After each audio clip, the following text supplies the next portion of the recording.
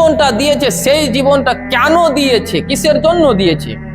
যেরকম বেরাদার, আমি যে মোবাইল নিয়েছি তো এর কোনো উদ্দেশ্য রয়েছে, কোনো কারণ রয়েছে।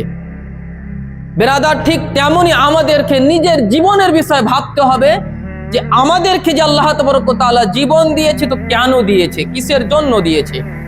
বেরাদার, এই জীবনের বিষয়ে যখন আপনি সার্চ করবেন তো কোরআনে মুকাদ্দাসের মধ্যে সর্বপ্রথমে পাবেন ওয়ামা খলাকতুল জিন্না ওয়াল ইনসা ইল্লা লিয়াবুদুন, আমি মানব জাতিগণদেরকে সৃষ্টি করেছি তো একমাত্র আমার ইবাদতের জন্য। কিন্তু আফসোসের বিষয় যে আজকে আমরা ইবাদত বলতে ভুলে গিয়েছি, ইবাদত জিনিসটা কি সেই জিনিসটাও আমরা ভুলে গিয়েছি।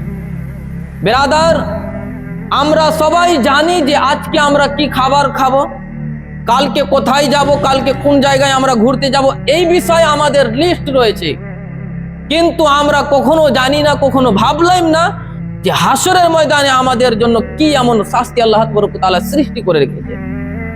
কবরকে নিয়ে আমরা একটিবারও বুঝলাম না যে আল্লাহ তাবারক ওয়া তাআলা সেই কবরকে যে সৃষ্টি করেছে তো কিরকম ভয়াবহ কবরকে সৃষ্টি করেছে।